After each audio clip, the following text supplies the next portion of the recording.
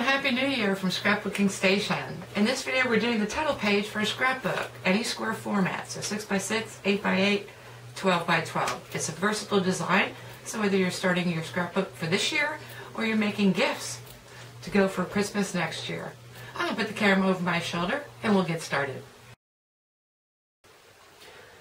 Okay, to begin with, the first thing I've done is taken my dark neutral and centered that candy-cornered across my 8x8. So that just means meeting my corners at 4 inches. And so I'm using my grid paper. And now I'm using a straight edge because now I want to position these corners.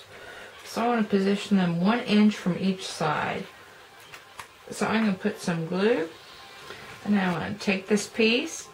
I'm going to hold down my straight edge. I'm going to bump it right up against there, and I am watching that 1 inch line from my left. So I can position that, and I'm going to do that on all 4 corners.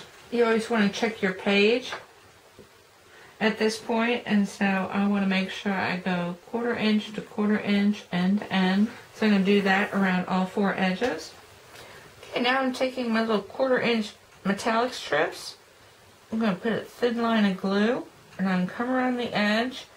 And since I have a pattern paper that's symmetrical, it's pretty easy to eyeball it. But if you need to put a straight edge, do that. And I'm just going to put these end to end, centering in my 1/2 inch strip.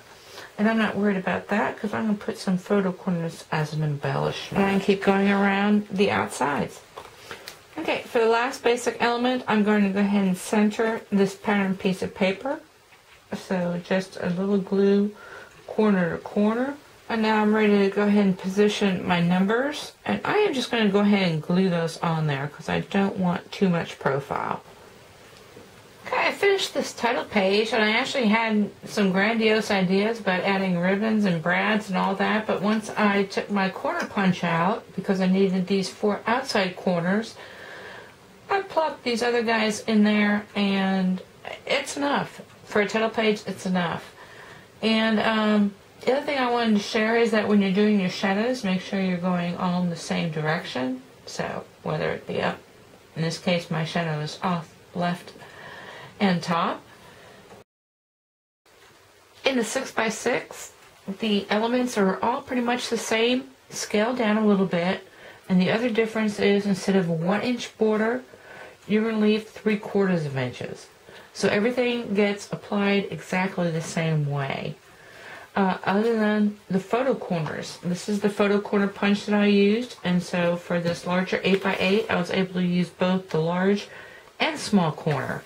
For this one, I'm just going to use the smaller corner, and then I just cut a 3/4 inch square, and then cut them diagonally to create my 4 other corner pieces. Okay, other than that, I'm using my Marina Mist, and so I've inked it exactly the same embossing folder.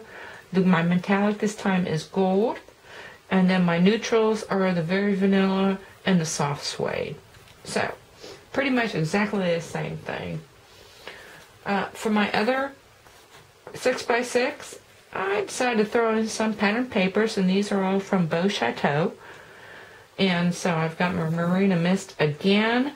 When I did my embossing folder, now embossing folders are created the same. I actually went across it with my brayer and got the background, and when you did that, the ink actually kind of changed color, so I went ahead with some blue buckaroo and went over that, but that's something you need to be aware of. So these are going to go into my scrapbooks. Of course, these are my daughters, so I'm going to do something additional. I'll leave you with this photo while I get my 12x12 page done.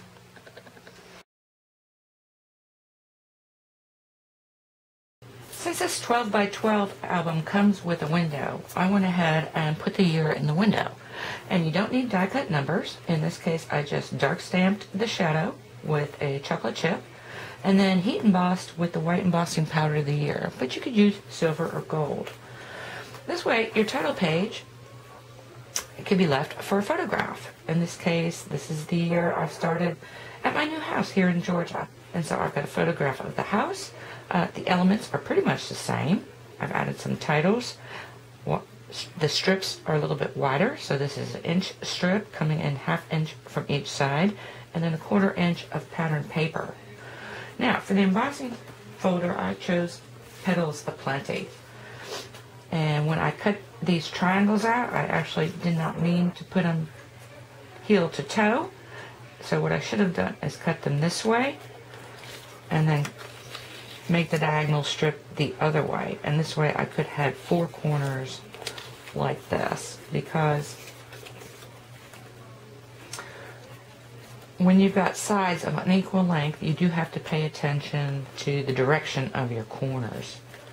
Now, to create these colors on the embossing folder, all I did was I brayered the green onto the embossing folder before I dry embossed, and that created the background. Then I took my brayer again with the cantaloupe just over the top, and then took a Stampin' Right marker and the Blackberry Bliss to come up with the dots.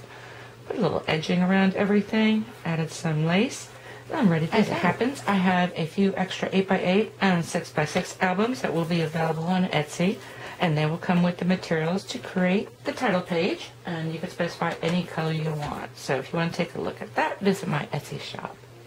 Anyway, thank you for watching. I hope you took away something with you that you can use in your own scrapbooking.